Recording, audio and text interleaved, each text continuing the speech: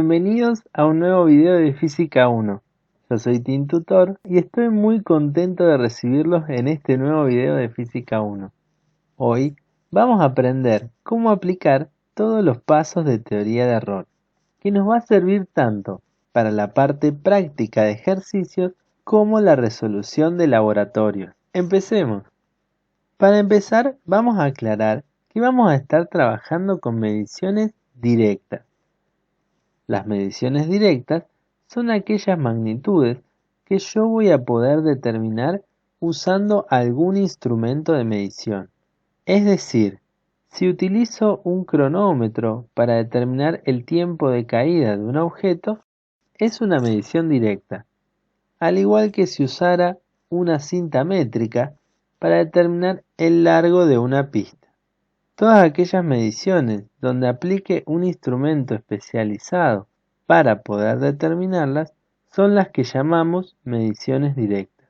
Como es imposible asegurar la precisión o la cercanía entre todas las mediciones que tome, ahí es donde entra la teoría de error, para determinar lo que llamamos el valor más probable que represente a todas las mediciones de mi conjunto. Este valor más probable lo conocíamos como el promedio, que es la suma de cada una de las mediciones dividido el número total de mediciones. Luego nos iremos a la desviación estándar. Este sigma representa la desviación de cada una de mis mediciones respecto al promedio o valor más probable. Se calcula de la siguiente manera: como la raíz cuadrada de la suma de cada medición menos el promedio elevado al cuadrado, y todo ese resultado de la suma quedará dividiendo por n-1.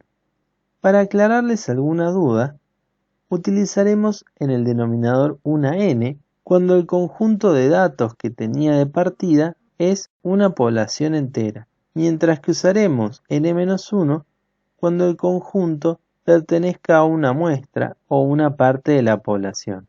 Es decir, si yo fabrico 100 piezas iguales, 100 sería una población, mientras que si de esas piezas tomo un conjunto más pequeño de 10, esas 10 serían una muestra de mi población. Por lo general vamos a trabajar con n-1, ya que resulta difícil tener todos los datos de una población cuando ésta es muy grande. Nos vamos entonces al error cuadrático medio, que es, en términos más sencillos, el error del resultado. Este se va a calcular como sigma dividido la raíz de n, que es la cantidad de mediciones totales que usamos para el ejercicio 1. Una vez que tengo este error, voy a expresar mi resultado como el valor más probable o promedio más menos el error asociado al resultado. Una vez que finalicé con cada uno de estos pasos, puedo sacar el error relativo porcentual, que me va a expresar qué importancia tiene este error calculado respecto al valor más probable de mi muestra. En términos sencillos, vendría a ser una siguiente situación. Un error de más menos 1 centímetro en una pista que mide 100 metros no sería relevante. Sin embargo, un error de 1 centímetro en una pieza de engranaje que tiene 5 centímetros de diámetro, estaríamos hablando de un error de alrededor del 20%, lo cual sería relevante y hasta incluso podría ser determinante a la hora de ver si esa pieza me sirve o no. Digamos entonces que este error evalúa qué tan importante es el error obtenido respecto al valor final, y se va a calcular como el error dividido el valor más probable multiplicado por 100.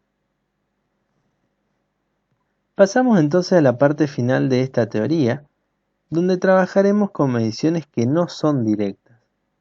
Es decir, si yo quiero calcular el área de un rectángulo, lo más probable es que tome la medición del lado mayor y del lado menor, para luego aplicar el área, ¿verdad?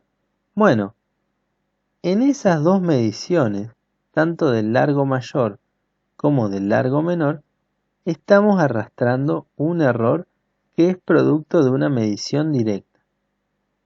Entonces, en el área se verá reflejado ese error que traía de la medición de los dos lados del rectángulo.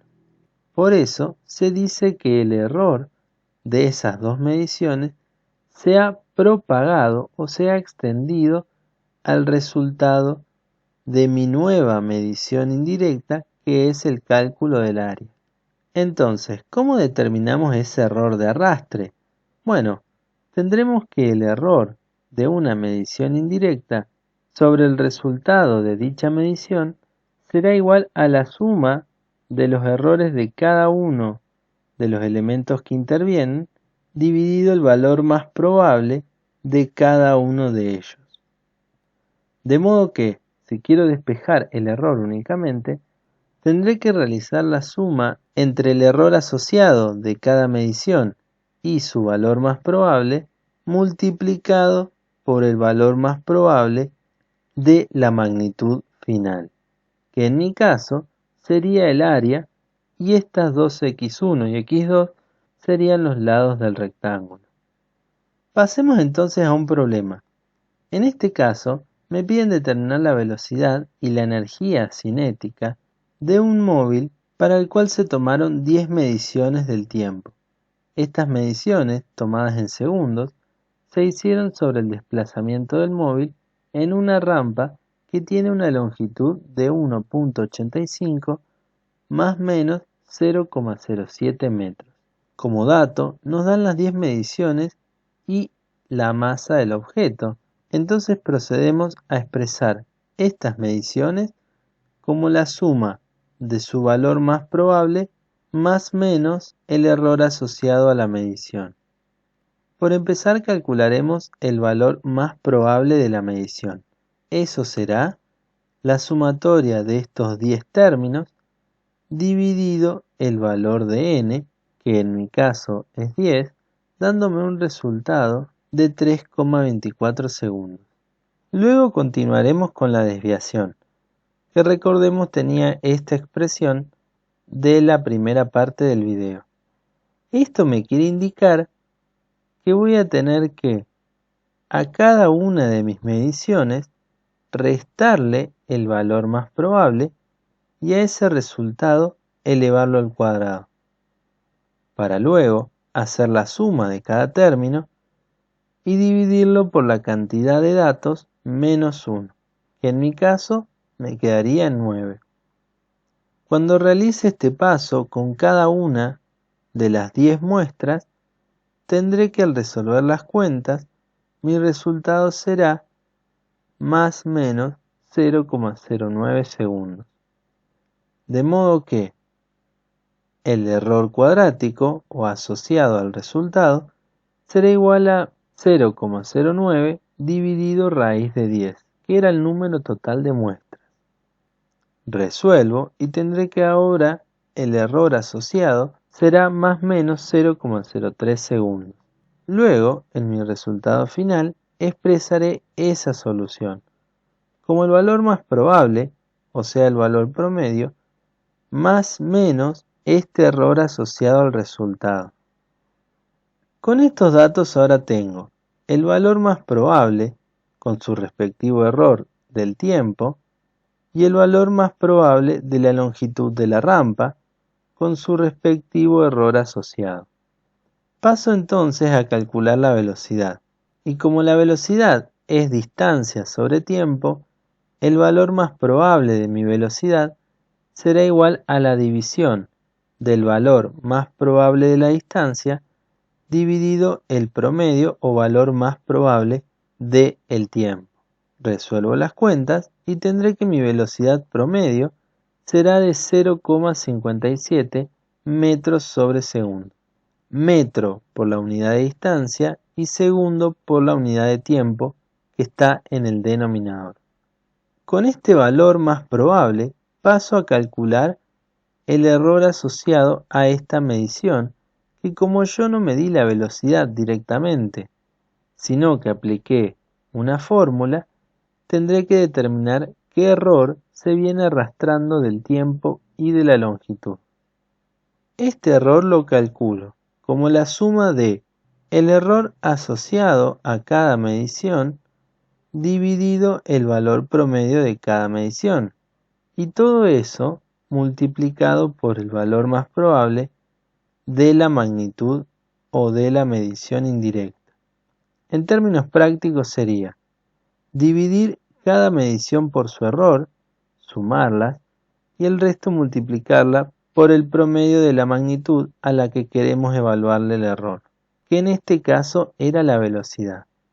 Resuelvo esas cuentas y obtendré como error asociado 0,03 metros, lo que me indica en mi resultado final que la expresión va a estar dada por el valor promedio de la velocidad más menos su error asociado. Pero tengan en cuenta cómo he expresado la velocidad. Y eso se debe a que estoy utilizando una cifra significativa, lo cual será un requisito para expresar el resultado cuando trabajemos con errores que se propagan. Entonces vamos a aplicar una teoría similar para determinar esta energía cinética. Si no llegaron a esta parte del curso, únicamente vamos a aplicar esta ecuación para determinar el valor de la energía cinética.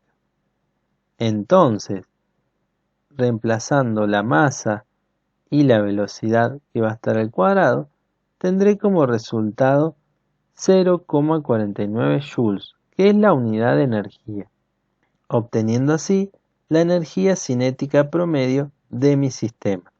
Paso entonces a calcular cómo se propagó el error asociado al tiempo y a la masa en el resultado de mi energía cinética. Pero una particularidad es que si esta variable se encuentra al cuadrado, participa dos veces en el cálculo del error y por lo tanto se le agrega un 2. Si dijera al cubo, se le agregará un 3 y así sucesivamente según a qué orden de exponente esté elevado. Reemplazo los datos del error del tiempo y de la masa, lo divido por cada valor promedio y cuando resuelva las cuentas tendré que mi error asociado será de 0,01 joules. Por lo tanto, tendré que el resultado final será el valor más probable más menos su error asociado. Pero como vamos a trabajar con una cifra significativa, tendré que tomar la segunda cifra significativa y redondearla a su valor siguiente. De modo que me queda 0,50 más menos 0,01. Eso es todo. No olviden dejarme todas las dudas en sus comentarios y yo me voy a seguir haciendo más videos. Así que nos vemos en el próximo video. Chau, chau.